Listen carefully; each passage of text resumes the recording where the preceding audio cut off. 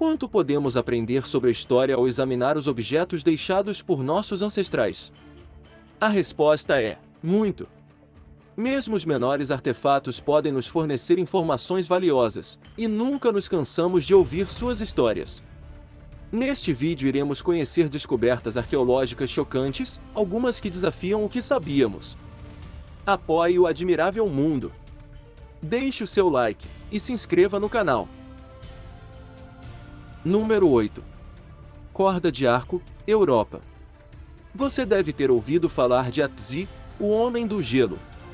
Ele viveu e morreu há cerca de 5.200 anos, nos Alpes, mas seu corpo quase perfeitamente preservado foi descoberto em 1991. Estudar Atzi nos ensinou muito sobre o passado, mas ainda estamos aprendendo coisas novas sobre isso.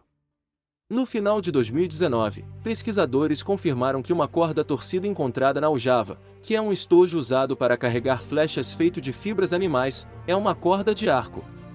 Como tal, é o equipamento de caça do período neolítico mais antigo já encontrado. Flechas e adagas antigas são encontradas com bastante frequência, mas equipamentos mais sofisticados, como arcos e flechas, são muito mais raros. Esta é apenas a terceira corda de arco da era neolítica encontrada na Europa.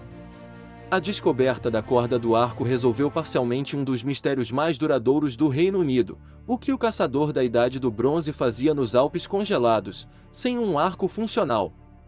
Os historiadores há muito tempo ficam intrigados com o fato de o arco com o qual Atzi foi encontrado estar inacabado, o que tornaria impossível para ele caçar. A resposta pode ser que ele estava montando um arco no momento de sua morte, mas nunca teve a chance de terminar ele. Número 7. Espada com lâmina de obsidiana, México. Esta é uma espada antiga notável. Sua aparência incomum é conhecida como macuaíto, e apesar de sua aparência relativamente benigna, suas lâminas de obsidiana eram tão afiadas que podiam decapitar um cavalo com um único golpe. Talvez o desenho do crânio em sua superfície seja uma pista sobre suas propriedades letais.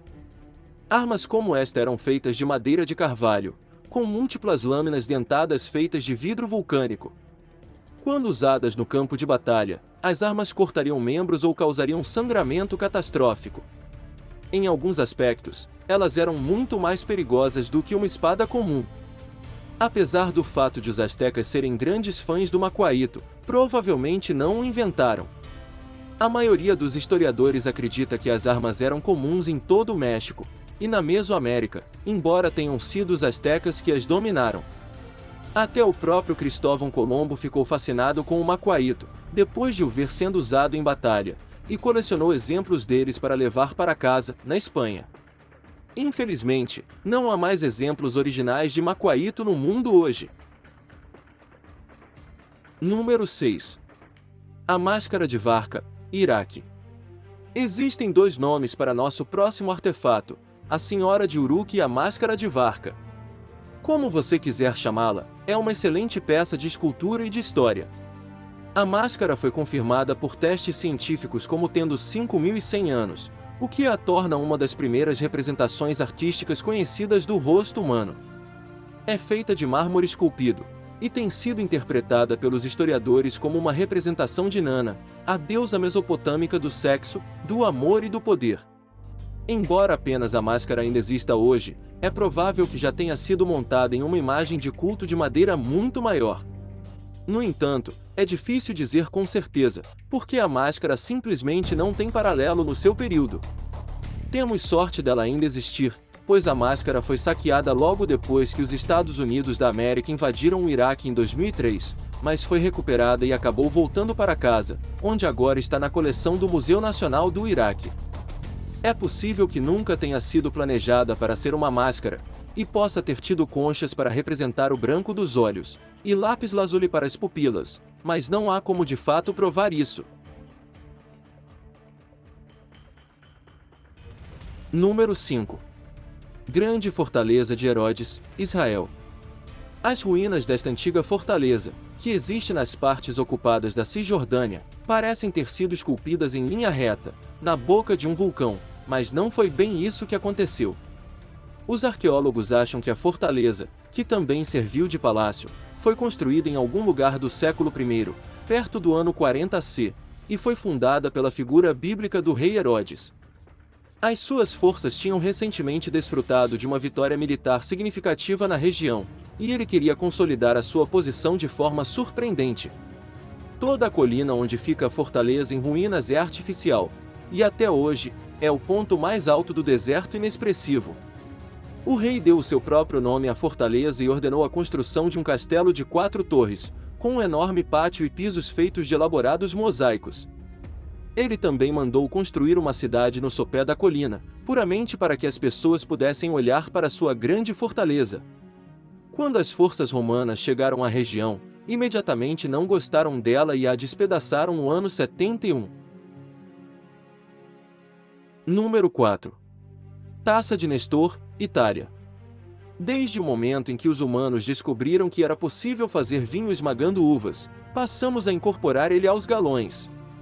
Beber vinho remonta a milhares de anos, mas os recipientes onde as pessoas bebem vinho costumavam ser muito mais decorativos do que são agora. O exemplo perfeito é a taça de Nestor. Este lindo vaso de cerâmica foi encontrado na cidade de Lacco Ameno, perto de Nápoles, na Itália, em 1954. Com base nas evidências, os arqueólogos acreditam que foi feito na ilha de Rhodes, há cerca de 2.800 anos. A inscrição de 3 linhas na lateral da taça está entre os exemplos mais antigos do alfabeto grego, escrito original. A inscrição na taça diz: "Eu sou a taça de Nestor, boa para beber. Quem beber desta taça ficará instantaneamente cheio de desejo pela lindamente coroada Afrodite." Confusamente, a inscrição parece ter sido adicionada à taça, centenas de anos depois de ter sido feita. Parece ser uma afirmação de que a taça é a mesma mencionada no antigo poema épico grego, conhecido como Héliade. Isso pode ser verdade, mas nunca poderia ser provado. Número 3. Buda de Ouro, Tailândia. A estátua do Buda de Ouro, conhecida em tailandês como Framaha Suamputat Mekong, passou grande parte de sua história disfarçada. Ninguém sabe de onde veio originalmente a escultura dourada, mas a maioria das fontes concorda que suas raízes estão na dinastia Sui, dos séculos 13 e 14. A estátua é feita de ouro maciço, mas uma vez alguém se esforçou muito para disfarçar esse fato. Por várias centenas de anos, a estátua foi coberta com estuque e pedaços de vidro colorido. A intenção de disfarçar ela assim era provavelmente evitar que fosse roubada, mas o segredo estava tão bem guardado, que eventualmente, não sobrou ninguém vivo que soubesse o que havia sob o estuque. A história diz que esta imagem foi construída no ano 1200 em Ayutthaya, que foi a capital do Reino do Sião, atual Tailândia, até o ataque do exército da Birmânia em 1767.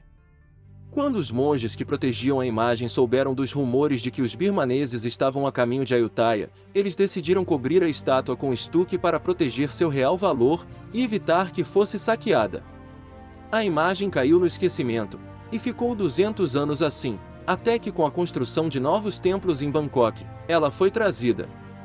No ano 1950, para a construção do Wat Tremi, decidiram remover a estátua, e ela foi derrubada acidentalmente, o que rachou a cobertura de barro e revelou a estátua de ouro maciço. Número 2. Tesouro de Winchester, Inglaterra. Vamos conferir agora o Tesouro de Winchester, que foi aclamado como a primeira grande descoberta arqueológica britânica do século XXI, quando foi encontrado pelo detector de metais amador Kevin Halls, em um campo em Winchester no final de 2000. Na verdade, esta coleção de artefatos de ouro da Idade do Ferro teria sido uma descoberta impressionante em qualquer século. O valor inerente do tesouro é óbvio devido ao seu alto teor de ouro, mas é uma descoberta que traz um mistério. Não há sinal de um templo antigo, ou mesmo de um assentamento antigo em qualquer lugar perto das terras do fazendeiro onde a descoberta foi feita. Sem essas provas, temos de concluir que a coleção foi deliberadamente transportada para longe da civilização, e enterrada no que teria então sido Woodland.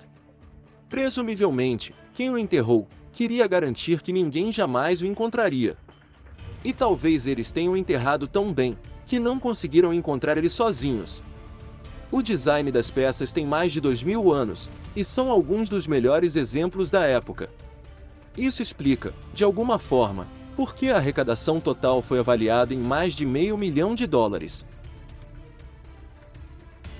Número 1. Colar egípcio para múmias, Egito. Um colar com cores quase imaculadas, que teria sido usado por uma múmia, foi descoberto em pequenos pedaços em uma tumba egípcia em Tebas, e remontado novamente. As pessoas no Antigo Egito usavam colares chamados uzek, feitos de contas, quando estavam vivos. Este colar pintado é feito de um tipo diferente de material, chamado cartonagem, um material gessado, e deveria ser usado por uma múmia após a morte. Um selo de argila encontrado perto do colar sugere que ele foi usado pela múmia de um rico agente funerário. Datado de cerca de 2.300 anos atrás e encontrado na atual Luxor, o colar é pintado em uma variedade vívida de cores, desenhos e imagens que mostram elementos da antiga religião egípcia. O deus Horus é representado por 2 falcões usando coroas vermelhas de disco solar nos cantos superiores, enquanto no centro superior está um pássaro com cabeça humana, que representa, em essência, a alma imortal da múmia falecida. O colar tem cerca de 22 centímetros de altura e cerca de 42 centímetros de largura. Perto da parte inferior do colarinho, flores de lótus são mostradas florescendo. Hoje viajamos pelo nosso admirável mundo em busca de descobertas arqueológicas chocantes. Algumas desafiam o que sabíamos. Qual delas você mais gostou? Conta para a gente nos comentários. E aí, gostou deste vídeo? Então deixe o seu like e se inscreva no canal. E não esqueça de ativar o sininho. Até a próxima!